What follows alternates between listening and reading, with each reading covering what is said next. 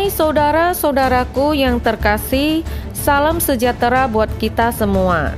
Tolong dukung channel Kristiani Tube dengan subscribe dan nyalakan lonceng notifikasinya.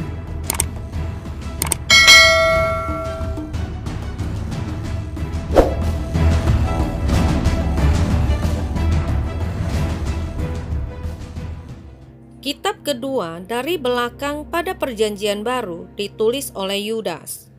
Ada beberapa pandangan mengenai identitas Yudas, tetapi pandangan yang paling umum tentang identitasnya mengidentifikasi dia sebagai saudara laki-laki Yakobus.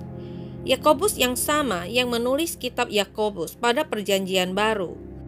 Kedua orang ini adalah saudara tiri Yesus Kristus. Yudas menulis tentang penghakiman Tuhan atas orang fasik. Dia menyoroti fakta bahwa Tuhan bisa menyelamatkan dan dia juga memiliki kekuatan untuk menghancurkan mereka yang menolak untuk percaya. Orang-orang yang telah menyerahkan diri mereka pada keinginan berdosa mereka. Yudas mengutip nubuatan Henokh tentang apa yang akan terjadi dan bagaimana hal itu akan terjadi. Ini adalah tentang kedatangan kedua Tuhan Yesus Kristus. Dia berkata dalam Yudas 1 ayat 14-15.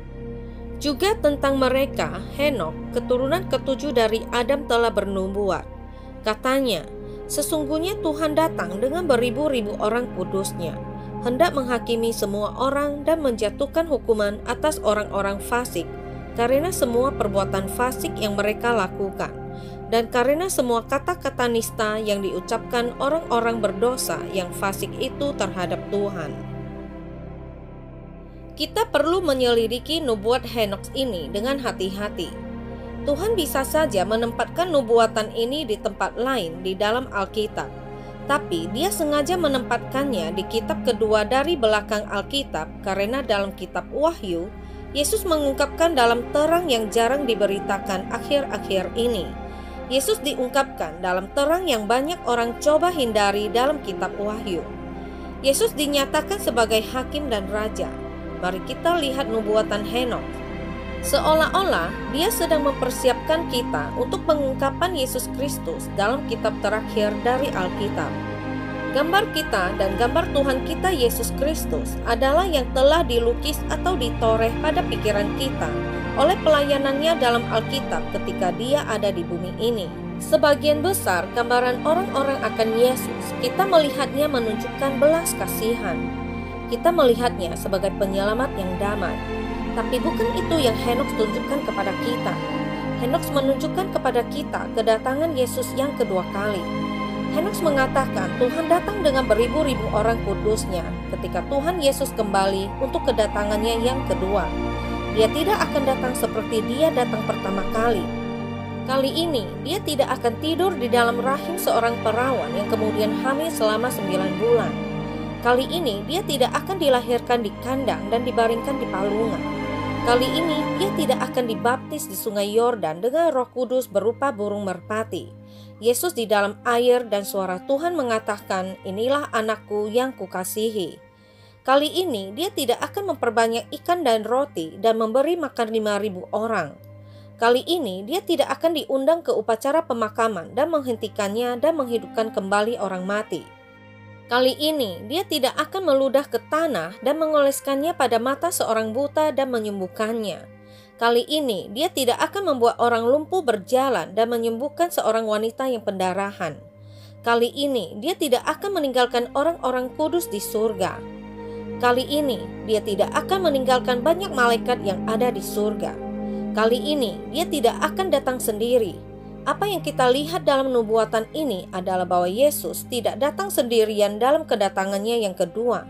Kita juga melihat ini dalam 2 Tesalonika 1 ayat 7-8 yang mengatakan, "Dan untuk memberikan kelegaan kepada kamu yang ditindas, dan juga kepada kami pada waktu Tuhan Yesus dari dalam surga menyatakan dirinya bersama-sama dengan malaikat-malaikatnya dalam kuasanya, di dalam api yang bernyala-nyala, dan mengadakan pembalasan terhadap mereka yang tidak mau mengenal Allah dan tidak mentaati Injil Yesus Tuhan kita."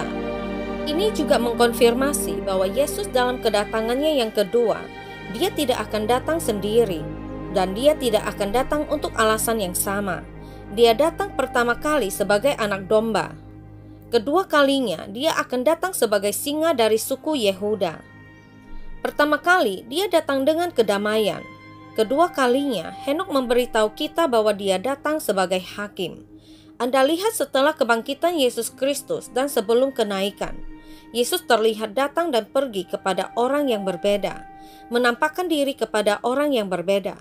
Dia menampakkan diri kepada Maria Magdalena, lalu di jalan ke Emmaus. Lalu dia menampakkan diri kepada 10 rasul, lalu kepada Thomas, lalu di Laut Tiberias, lalu dia naik ke surga.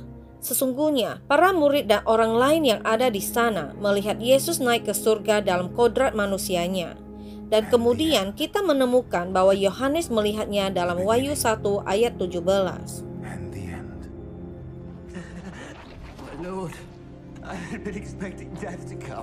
Kita dalam sifat manusia tidak tahan dengan kemuliaan Yesus. Kedua kalinya Yesus datang, dia datang untuk melakukan penghakiman. Tapi itu adalah pesan yang kebanyakan orang tidak ingin dengar. Tetapi Nabi Henok mengatakan bahwa itulah tepatnya yang akan dia lakukan. Inilah salah satu alasan mengapa kitab Wahyu adalah kitab yang paling banyak menimbulkan perdebatan dalam Alkitab. Karena Yesus Kristus diwahyukan sebagai hakim dan raja, tetapi prinsip dan gagasan penghakiman adalah kepercayaan dan konsep yang telah manusia tolak selama bertahun-tahun. Meskipun mereka percaya pada penghakiman duniawi dan sistem peradilan duniawi dan pengadilan dan sebagainya, fakta bahwa suatu hari Anda akan dimintai pertanggungjawaban, fakta bahwa suatu hari Anda akan berdiri di hadapan hakim, fakta bahwa suatu hari Anda akan menebus kesalahan Anda, fakta bahwa Ibrani 9 ayat 27 mengatakan, dan sama seperti manusia ditetapkan untuk mati hanya satu kali saja, dan sesudah itu dihakimi. Menyatakannya dengan jelas bagi kita semua, dan ini adalah sesuatu yang kita sebagai manusia tidak suka terima.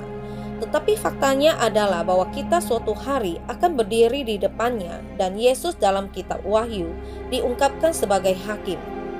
Kitab Wahyu adalah kitab terakhir yang ditambahkan dalam perjanjian baru. Ada begitu banyak argumen dan perdebatan apakah kitab ini perlu atau tidak untuk ditambahkan. Bahkan para pakar Kristen memiliki kritik negatif terhadap kitab ini. Salah satunya menyatakan hal berikut tentang kitab Wahyu, yaitu kitab ini akan membuat Anda marah.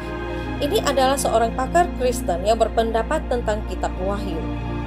Bayangkan, bahkan ada pendeta terkenal dari tahun 1700-an, 1800-an, dan bahkan dari tahun 1900-an yang benar-benar membuang kitab Wahyu dengan menyatakan bahwa kitab tersebut tidak boleh ada di dalam Alkitab.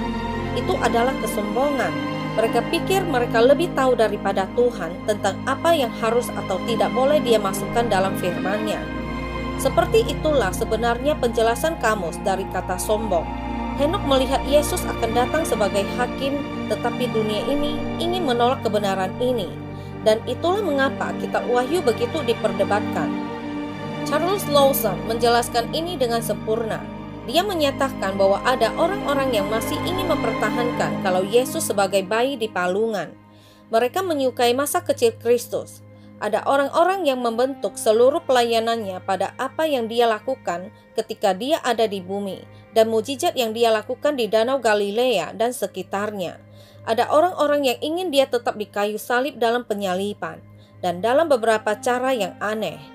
Mereka mencoba menghubungkan penderitaan mereka dengan penderitaan Tuhan Yesus Kristus dan mencoba mengubah penderitaan mereka menjadi semacam kebenaran. Seolah-olah mereka dapat menderita dan bahkan mereka dapat menciptakan kebenaran dari penderitaan mereka yang merupakan penyimpangan dari firman Tuhan. Yang benar adalah Yesus Kristus bukan lagi bayi. Dia tidak lagi berjalan di sekitar Danau Galilea melakukan mujizat. Dia tidak lagi dipaku di kayu salib. Dia tidak lagi di kuburan. Kematian mencoba menahannya selama 3 hari, dan setan neraka selama 3 hari mengira mereka telah membunuh putra Tuhan yang hidup. Tetapi pada hari ketiga Dia bangkit kembali, dan Dia naik ke surga, dan pada suatu waktu dalam sejarah manusia, Yesus Kristus akan kembali untuk kedatangannya yang kedua kali sebagai hakim. Nabi Henokh mengatakan kepada kita bahwa Tuhan kita Yesus akan datang untuk memberikan penghakiman. Nubuatannya ditempatkan di dalam Alkitab seolah-olah dia menunjuk kitab Wahyu kepada kita untuk apa yang akan kita lihat. Tentang Wahyu Yesus Kristus, dalam kitab Wahyu Tuhan Yesus Kristus ingin gerejanya tahu siapa Dia, karena satu-satunya jalan menuju Bapa adalah melalui Dia. Jika datang melalui cara lain, Anda masuk sebagai pencuri dan perampok. Tuhan Yesus diungkapkan dalam kitab Wahyu. Dia dinyatakan dalam Wahyu 1 ayat 18. Dan yang hidup, aku telah mati, namun lihatlah, aku hidup sampai selama-lamanya, dan aku memegang segala kunci maut dan kerajaan maut. Dia adalah Raja yang bangkit, yang hidup. Dia tidak lagi datang sebagai bayi, dia tidak lagi disalib. Dia tidak lagi di kuburan, tetapi dia adalah yang hidup, yang memiliki kunci kematian dan Hades. Dia dinyatakan dalam Wahyu 19 ayat 11. Lalu aku melihat surga terbuka. Sesungguhnya ada seekor kuda putih, dan ia yang menungganginya bernama Yang Setia dan Yang Benar. Ia menghakimi dan berperang dengan adil. Dia dinyatakan dalam Wahyu 22 ayat 13. Aku adalah Alfa dan Omega, yang pertama dan yang terkemudian, yang awal dan yang terakhir. Ini berarti semuanya dimulai dengan Dia dan semuanya akan berakhir dengan Dia.